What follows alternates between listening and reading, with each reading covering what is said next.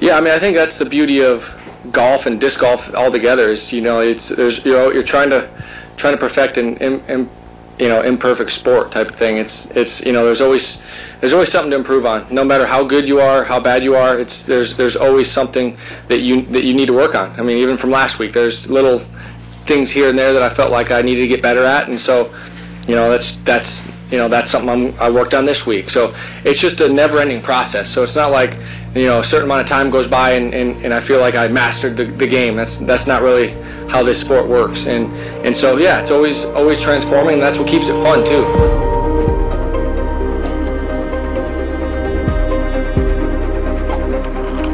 Drop. Hi guys, welcome back to another Overthrow Disc Golf video. Thank you so much for tuning in, especially to this video. This is where real coaching happens and real mindset change happens. Today we're going to talk about breaking through plateaus and how I work with players to get through them. Hopefully this mental framework will help you. So there are really only 3 places in disc golf that you can get stuck. You can be in a form plateau, you can be stuck in a speed/distance plateau, or a golf plateau, which is your rating. Now, with those 3, I have them kind of in a specific order because people are wanting usually to become better players overall. There are some of you guys out there, some of you freaks out there that just want to see a disc fly far, and so there are people that exist that actually only do field work.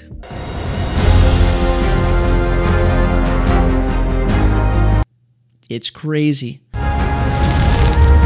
Right? So they're going to take the first 2 places you can get stuck and they're going to cycle those on repeat. But for most people who want to improve, they're going to go through this cycle of plateaus between form, speed, golf.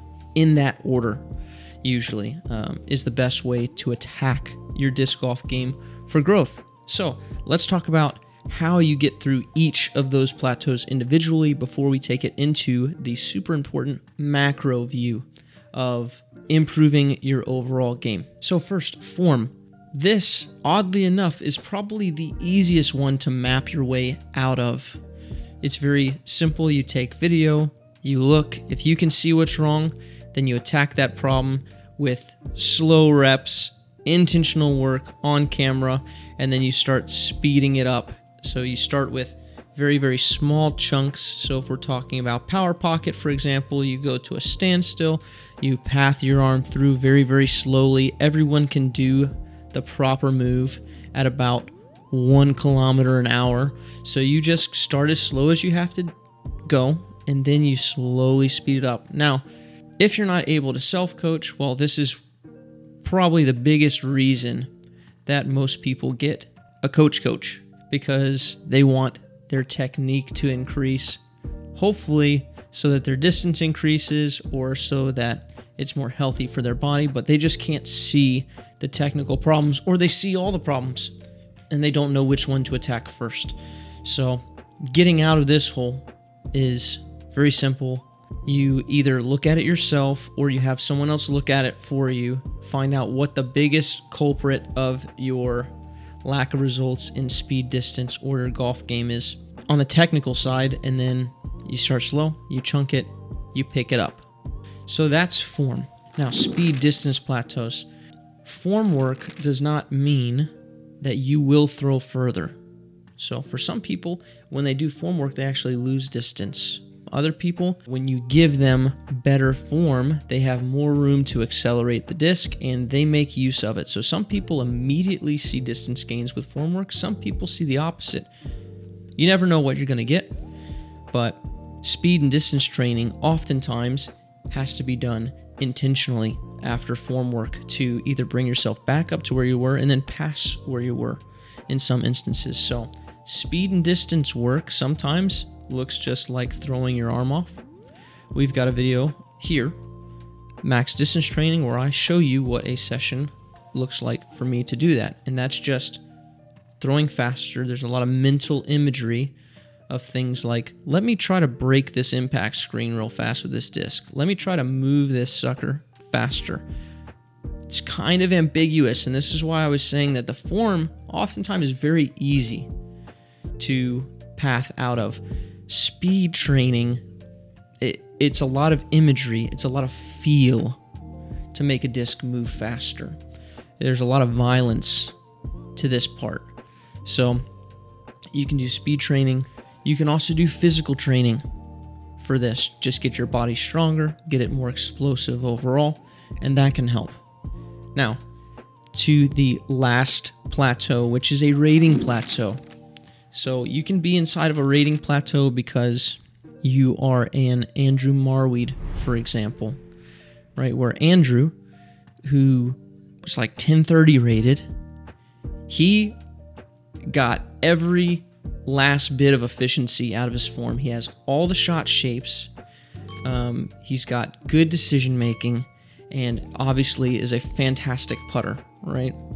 So he is just the rare case where his rating could not go up until he added new weapons to attack the course with, right? That's not most people. Most people, no matter what you have, tools-wise, weapons-wise, you can learn to apply and attack the course in better ways with the weapons that you already have, right? But at some point, there are some of you that are like, I just can't get any more birdies unless I can throw 350-foot backhand lines on my course. So this 300 feet, I'm cashing all of my, 30-footers, but unless I learn how to make 8 out of 8 deep circle 2-putts, I'm not getting any more birdies. I need more weapons, right? So those are the cases where people usually go to form or speed training to improve their rating. But that's not most people, right? So a rating plateau means that you are not properly applying the weapons you already have, right? This can be lack of mental game. This can be poor decision making. This can be poor performance under pressure. Lack of understanding how to make adjustments in your game. This can be lack of accuracy on shots that you can throw. Some of that, of course, could be technique. You can get pretty consistent with just about any technique if you really want to, right? Whether the technique is efficient or inefficient, right? You can just be inconsistent. So to get through a rating plateau, if you're not one of these people who's just absolutely, I make all the correct decisions and my execution on those decisions is great, right? That's not most people. So if you're like most people who just haven't learned to apply it, where do you start? How do you get out of this plateau? Well, first, you want to really take inventory of your game. You need to take stats. You need to find out, where did I lose strokes? I'm going to show you a cause of error chart here that I did with one of my students, and it's a lot of work. This is not a place for the mentally lazy. So you can learn to gain strokes here. You can learn high percentage shots. Am I throwing the highest percentage shots? Am I always going to this understable disc that's going to hyzer flip, and now it's just really subject to a wind, where I could be throwing something overstable, right? You need to go through cause of error. Where am I losing the most strokes on the course? How do I remedy that? So that takes a lot of intellectual work. And then there's just the real reps that you need in pressure, right? You have to learn how to have a lead and lose it. You have to play from behind and learn how to win, right? You have to go through these situations, and you just have to put yourself in competitive situations more often so that you can choke. You choke it away, and then all of a sudden you choke it away a little less than the other guy and you win. So that's kind of the golf aspect, right? Someone who I think is a really good model who's in this kind of stage of their career would be Holland Hanley, for example. She's got the tools. Obviously, she's got the tools, right? She's got great putt, great on both sides. She's got forehand, backhand, distance. She's got enough versatility. So she just really needs to hunker down, and she's going through the reps right now of learning how to perform under pressure and what decisions to make under pressure. So that's a very micro look at different places you can get stuck inside of your disc golf journey. Now I want to zoom out and look kind of at the macro and say, how does that fit into my overall improvement plan? So for most people to break through the big plateau, we start with form. Look at technique, right? So talking about what we used earlier, you get with a coach, you get with someone who can look at your form and say, hey, this needs to be fixed, and then you groove to improve it. You keep grooving and you keep pushing. You keep riding this wave of improvement up until you get to about here. So a image that I like to use is, imagine you are drilling for oil, right? You go and you tap down into this well, and this well we will call the form well. You drill down, you strike oil. Okay, how long do you drill? You drill until it comes up dry, right? If there's still oil here, you're gonna still keep on getting it, right? So the job for me as a coach is to say, okay, I think we've kind of peaked here, and we're about to hit another plateau, or we are hitting another plateau with our form. No oil currently here. Let's move on to another well and see if there's oil there, right? So then we move, once we hit kind of the top of this form plateau, then we move over to speed and distance. And now it's time to just let the form chill out. It's time to put down the video camera. And it's time to just try to move the disc fast with your new form. And the good thing about speed and doing speed training is oftentimes forcing your body to go into that overdrive makes your body smooth out and make the system more efficient. So actually your form can tend to get a bit better by doing speed training. It's not the number one way that your form does get better, but moving on to speed while the form is trying to plateau is beneficial to make the form even more efficient. And now that the form is not inhibiting your speed improvement, you get to get after the speed a little bit. And now you also have the benefit of riding a kind of confidence wave that comes. You don't feel like you're in a plateau, because even though the form has plateaued, you're throwing further, right? Maybe the accuracy is not there. Maybe you're shredding first available. But man, if it didn't hit that tree, that was going to be the longest drive you ever threw, right? And so those little victories here and there are the one open hole that you just get to unleash on, and you get closer than you ever have before.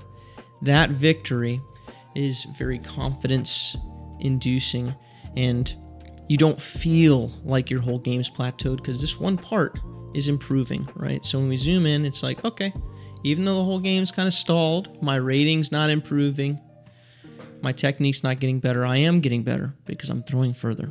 Now, once the speed, same story, right? Okay, this well's not producing any oil anymore. This is about as fast as I think I can throw with this form. What do we do? Well, if you want to be a good player, this is a really great time to start taking your new form, your new speed, and start learning to play golf with it. Learn how to aim off the tee with it, because the aim has probably changed. Because you got a whole new technique, whole new mechanism for aiming. So learn to aim with it now. Now, if you're throwing 350 and you were only throwing 300 before, well, now on all those holes that you had to throw, a little flex line to get there, now you get to throw a hyzer line there. Take time to learn these higher percentage plays at this new level, right? So now you got a 300-foot hyzer, huge win, right? And so as that's riding up, your form's not improving, your speed's not improving, but you're becoming a better golfer. Now, at this point, when the rating starts to stagnate, this is where you decide, hey, am I happy here? Is this, have I reached my goals? Is this what I wanted when I set out on this journey? If so, congratulations. You don't have to do anything else. Now you just play disc golf and have fun. This part of the journey comes at some point or another, right? Where you decide, I'm kind of done. Grinding out form changes, grinding out speed changes. I just want to play disc golf. I'm happy with my level, right? And if so, you're done. You don't have to go back to the form well, right? But if you're like, this is great, what if I could throw 400 now? That would just make the game so much more fun for me, right? I'd be so much more competitive, whatever your goal is, right? Well, then at that point, you go back to the beginning and you're at kind of a new floor, a new plateau. And the process is the same. And we just rinse, lather, rinse, repeat. Lather, rinse, repeat. Form, speed, game. Form, speed, game. Form, speed, game. And you just keep going until you get tired of it. And the people who go through the cycle of plateaus more and more are the people who are better at the game. They improve more. This is kind of my mindset towards plateaus and getting players through them. This is why a coach is helpful, because they're able to zoom out and see, okay, your progress, here's where you're at in the process, right? Time to move on to speed. Okay, now it's just time to throw the disc far, just go to field, just bombs away. Let's put down the technique for a little bit, because they can objectively look and say, okay, we're plateauing here, time for the next part of the process. There's not really a, hey, this is exactly when you switch training. It's very feel based. If you're interested in private lessons, we of course offer them. The link is going to be in the description below. Also, we'll pin a comment with it. For those of you who made it this far, congratulations. Very few who will do the kind of mental work here. So, double thumbs up to you. That's it for now. Peace.